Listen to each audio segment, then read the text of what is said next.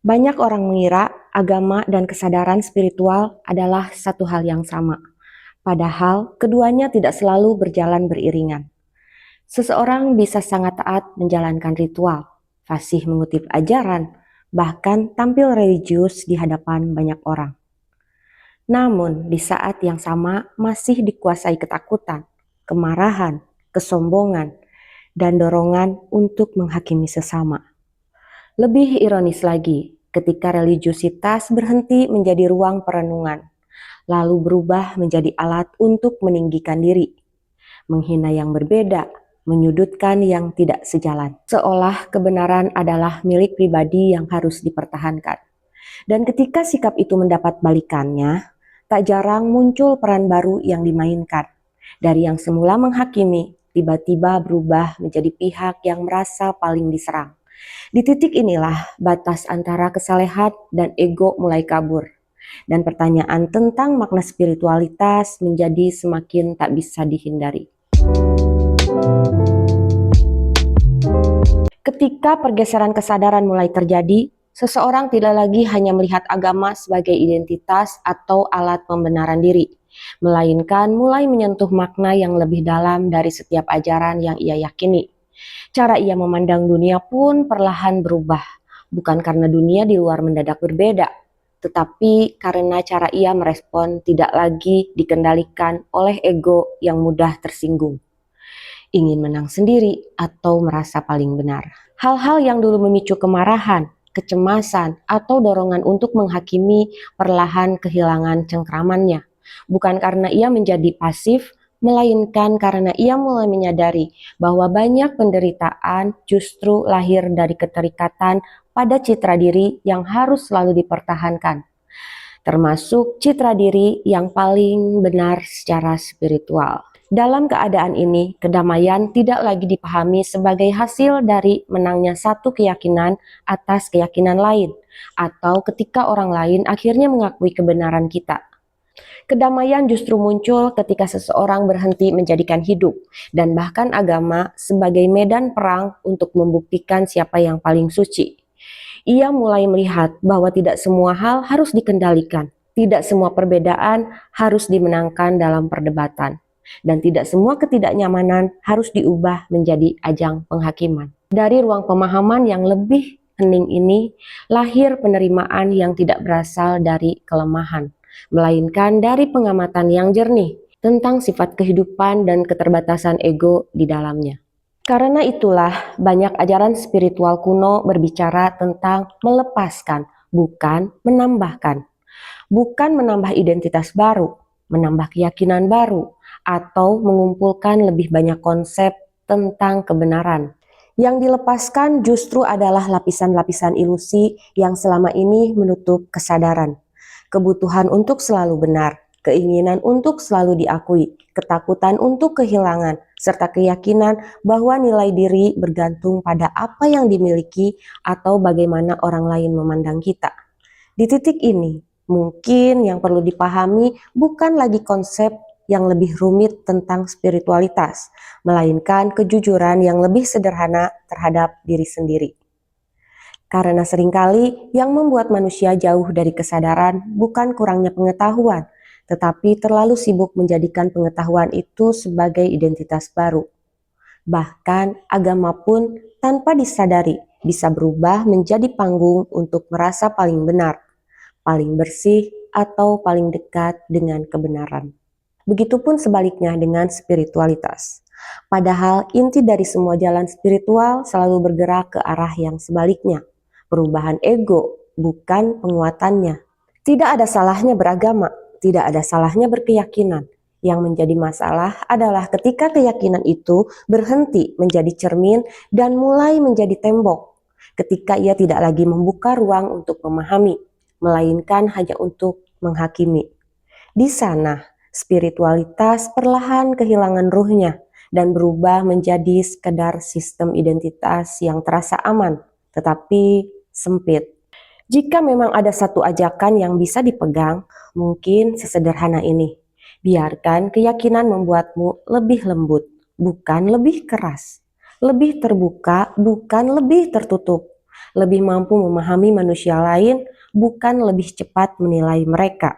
Karena kedewasaan spiritual tidak diukur dari seberapa kuat seseorang mempertahankan labelnya, tetapi dari seberapa besar ia mampu melampaui kebutuhan untuk selalu merasa paling benar. Jika ada satu hal yang sering terlewat dalam perjalanan spiritual, itu adalah kecenderungan untuk menjadikannya sebagai identitas baru. Di titik ini, seseorang tidak lagi benar-benar mencari kedamaian, melainkan mencari pembenaran atas dirinya sendiri. Agama pun perlahan bisa bergeser dari jalan kesadaran menjadi alat untuk merasa lebih benar daripada yang lain. Seringkali yang paling keras berbicara tentang Tuhan justru belum tentu paling dekat dengan sifatnya yang paling mendasar. Kasih, kelembutan, dan keluasan menerima. Cobalah melihat kembali, apakah keyakinan yang dipegang membuat hati semakin lapang atau justru semakin sempit dalam membagi manusia menjadi kami dan mereka. Sebab jika sebuah ajaran membuat seseorang semakin mudah menghakimi, maka mungkin yang sedang tumbuh bukan kesadaran, melainkan ego yang sedang berganti pakaian.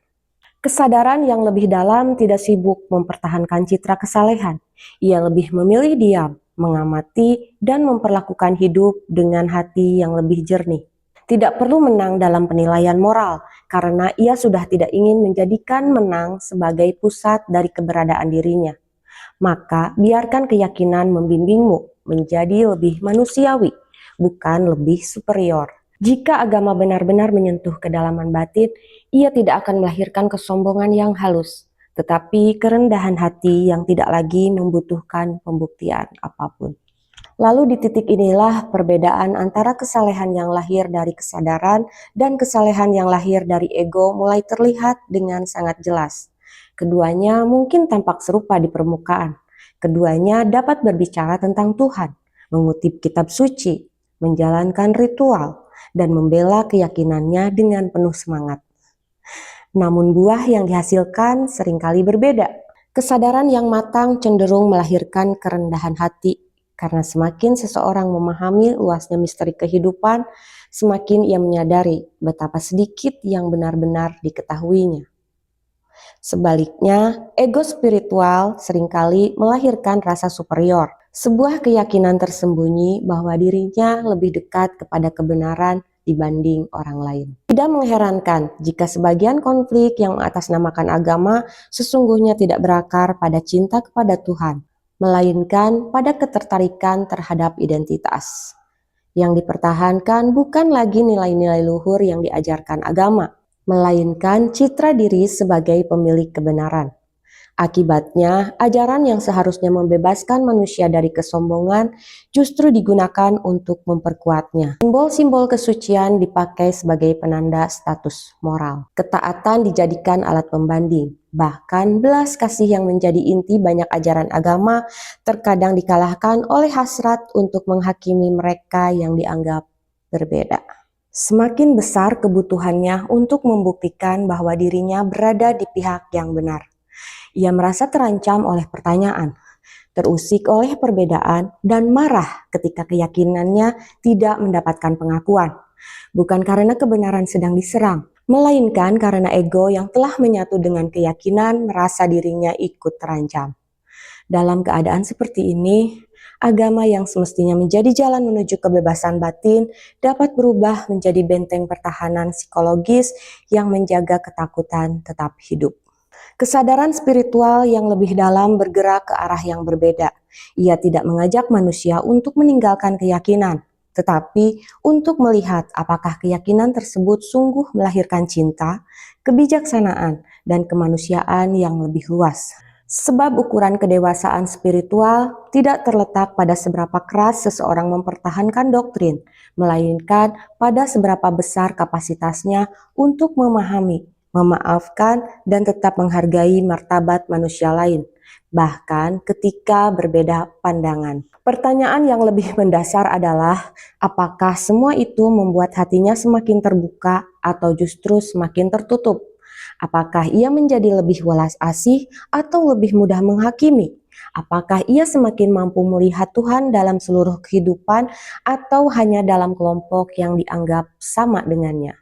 Sebab ketika agama benar-benar menyentuh kedalaman kesadaran, ia tidak melahirkan manusia yang sibuk membuktikan kesuciannya. Ia melahirkan manusia yang tidak lagi membutuhkan pengakuan sebagai yang paling suci.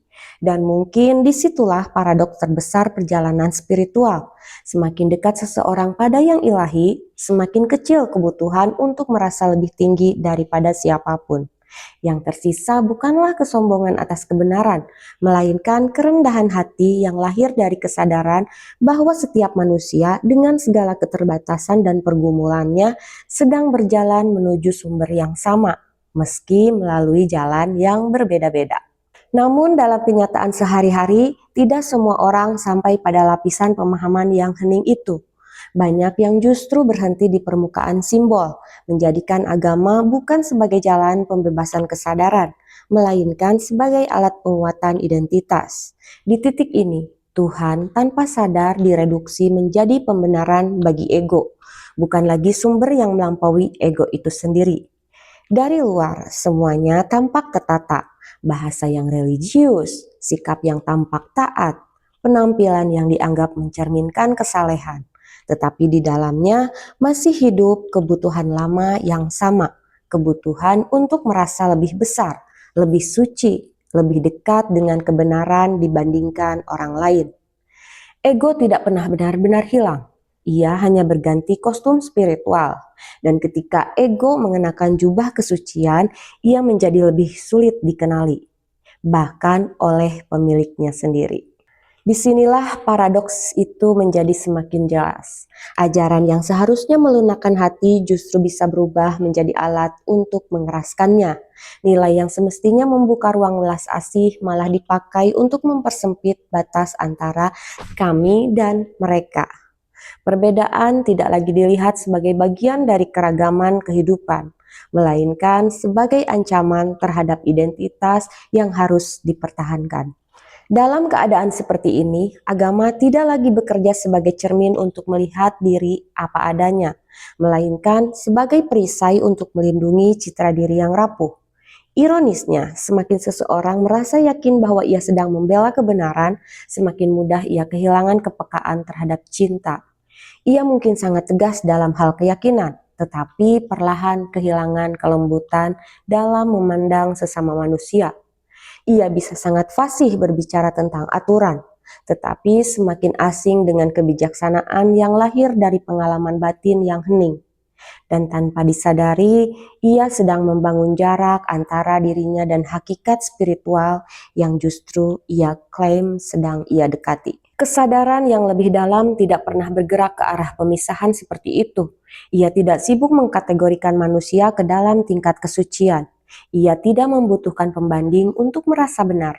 Ia tidak menjadikan perbedaan sebagai medan perang. Sebaliknya, ia melihat bahwa di balik segala bentuk, keyakinan dan jalan yang berbeda, ada satu kehidupan yang sama-sama sedang bernapas dalam setiap manusia. Maka ukuran kedewasaan spiritual tidak lagi terletak pada seberapa kuat seseorang memegang identitas keagamaannya, melainkan seberapa besar ia mampu melepaskan ketika identitas itu mulai menghalangi cinta. Sebab pada akhirnya segala jalan yang benar tidak akan membawa manusia pada pemisahan yang lebih tajam, tetapi pada kesadaran yang lebih luas, bahwa tidak ada yang benar-benar lebih tinggi di antara manusia, kecuali kedalaman, kehadiran, dan keluasan kasih yang ia bawa ke dalam hidupnya sendiri. Dalam konteks keagamaan, pola yang sama sering berulang dengan wajah yang lebih halus namun dampaknya tidak kalah dalam.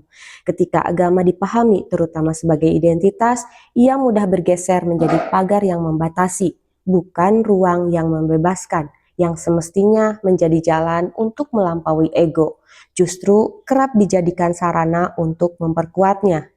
Tuhan yang seharusnya melampaui segala definisi kemudian dipersempit menjadi milik kelompok tertentu, sementara yang berbeda diposisikan sebagai di luar, kurang benar, atau bahkan tersesat. Dari sini, penderitaan batin tidak lagi hanya bersifat personal, tetapi juga kolektif. Ia muncul dalam bentuk ketegangan sosial, penghakiman moral, dan rasa superioritas yang dibungkus dengan bahasa kesalehan. Banyak konflik yang mengatasnamakan kebenaran tidak benar-benar lahir dari kedalaman spiritual, melainkan dari keterikatan pada identitas yang ingin dipertahankan tanpa celah. Semakin kuat seseorang melekat pada identitas keagamaannya sebagai aku yang paling benar, semakin mudah ia merasa terancam oleh perbedaan sekecil apapun. Padahal dalam banyak tradisi kebijaksanaan, kedewasaan spiritual justru ditandai oleh melunaknya batas-batas tersebut. Bukan berarti keyakinan dihapus, melainkan ego yang menempel pada keyakinan itu yang mulai terurai. Seseorang tetap bisa beriman, beribadah, dan menjalani ajaran agamanya dengan sungguh-sungguh, namun tanpa kebutuhan untuk menjadikannya sebagai alat pembanding nilai kemanusiaan.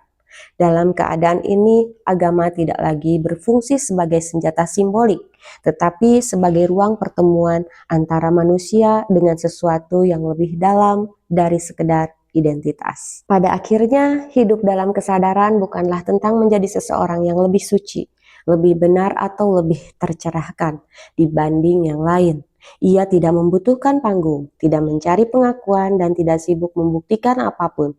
Justru sebaliknya, semakin dalam seseorang masuk ke dalam keheningan batinnya, semakin ia kehilangan kebutuhan untuk terlihat istimewa.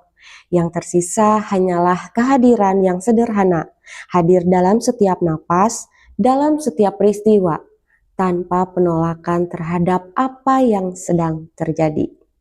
Di titik ini, disiplin batin tidak lagi terasa sebagai beban, melainkan sebagai cara alami untuk tidak terus terseret oleh kebisingan pikiran. Memaafkan tidak lagi menjadi tindakan moral yang dipaksakan, tetapi respon yang lahir dari pemahaman bahwa semua manusia sedang berjuang dengan cara mereka masing-masing. Dan welas asih tidak lagi dibatasi oleh kesamaan keyakinan atau identitas, tetapi mengalir tanpa syarat karena tidak ada lagi pemisahan yang terlalu kaku antara aku dan yang lain. Maka penutup dari seluruh pencarian ini bukanlah sebuah jawaban, melainkan pengakuan yang sunyi bahwa tidak pernah ada yang benar-benar hilang. Yang disebut perjalanan spiritual hanyalah proses pengingat kembali apa yang sejak awal tidak pernah pergi. Dan dalam keheningan itu, hidup tidak lagi terasa seperti sesuatu yang harus dikejar, melainkan sesuatu yang sudah sepenuhnya sedang terjadi. Di sini, sekarang, tanpa syarat, tanpa batas, dan tanpa akhir. Terima kasih sudah menonton, salam Rahayu.